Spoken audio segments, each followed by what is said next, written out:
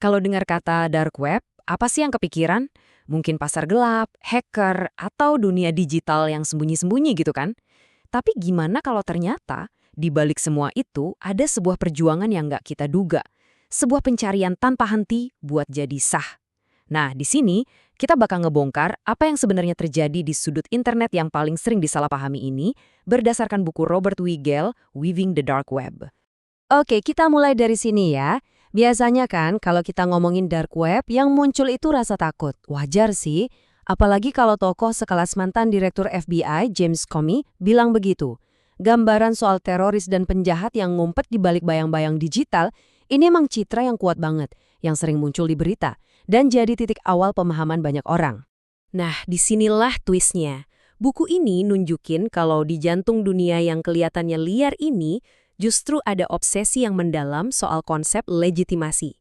Para pembuatnya, penggunanya, bahkan lawannya, mereka tuh terus-terusan berdebat soal satu hal.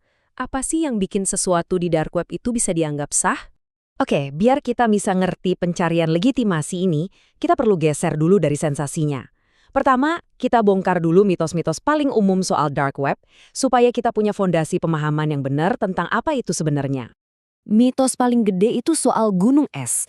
Katanya, dark web itu bagian bawah gunung es yang super besar, jauh lebih masif dari web yang kita lihat sehari-hari. Kenyataannya, justru kebalikannya. Dark web itu sebenarnya jauh-jauh lebih kecil. Biar kebayang skalanya ya, dark web itu isinya cuma puluhan ribu situs. Coba bandingin sama miliaran situs di clear web yang kita pakai tiap hari. Jadi bayangan soal lautan konten tanpa batas itu, ya itu cuma mitos. Jadi apa dong dark web itu sebenarnya? Gini, secara teknis ini bukan tempat yang dalam atau gelap secara moral. Ini tuh kumpulan website biasa aja, tapi butuh software khusus buat ngebukanya. Nah, software ini kuncinya, karena dia bisa nyamarin jejak digital kita. Nah, ini dia beda utamanya. Kalau di clear web, semua jejak digital kita, alamat IP kita, itu kelacak, nyambungin semua aktivitas kita ke identitas kita. Sebaliknya, dark web itu didesain buat mutusin hubungan itu. Dia nyembunyiin identitas pengunjung dan lokasi si pemilik situs. Inilah inti teknologinya. Anonimitas dua arah. Oke, sekarang kita udah punya dasarnya nih. Yuk balik lagi ke ide utamanya, pencarian legitimasi. Dark web itu ternyata bukan sekedar ruang tanpa aturan.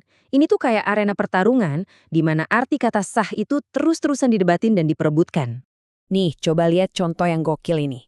Ada situs penginjil Kristen di dark web. Waktu ditanya soal beli kartu kredit curian, adminnya nggak ceramah, tapi malah ngasih saran praktis. Nggak ada vendor yang sah buat begituan.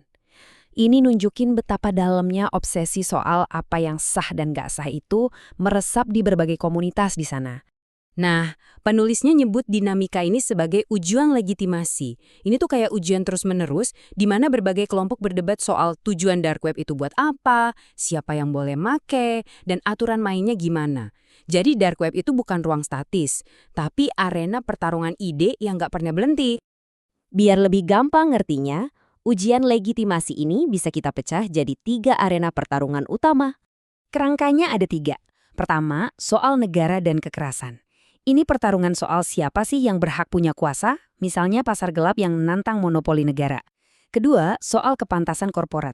Bisa nggak sih sebuah proyek di dark web kelihatan profesional dan terorganisir kayak perusahaan beneran? Dan yang ketiga, keaslian sosial. Nah, ini soal internal mereka. Siapa yang dianggap anak dalam dan siapa yang cuma penipu atau ikut-ikutan. Pertarungan ini kelihatan banget di antara yang bikin jaringannya sendiri. Freenet, Tor, sama I2P itu tujuannya beda-beda dari awal. Freenet fokusnya ke penyimpanan file anti-sensor. Tor, yang lucunya justru lahir dari proyek Angkatan Laut AS, fokus ke browsing anonim. Sementara I2P awalnya buat chatting anonim. Masing-masing bersaing buat dianggap jadi solusi yang paling sah. Nah, puncak dari pertarungan legitimasi ini bisa kita lihat di satu momen yang luar biasa. Waktu raksasa media sosial dunia, Facebook, mutusin buat masuk ke dark web. Jadi gini ceritanya. Awalnya, berbagai jaringan ini bareng-bareng coba minta pengakuan resmi buat domain mereka dari IATF, Badan Standar Internet. Terus, boom! Di 2014, Facebook tiba-tiba bikin situs .oni-nya sendiri. Momen ini jadi pemicunya. Dengan kekuatan korporat sebesar Facebook di belakangnya, IATF langsung gerak cepat ngasih stempel resmi buat .onin, sementara proposal buat .i2p dan yang lain ditinggalin. Terus, kenapa ini penting banget? Pengakuan ini sama aja kayak bawa simbol kepercayaan dari clear web ke dark web. Tiba-tiba, situs Tor bisa dapat ikon gembok HTTPS warna hijau yang kita semua kenal itu, simbol universal buat keamanan dan legitimasi. Ini kemenangan telak buat Tor dalam ujian kepantasan korporat.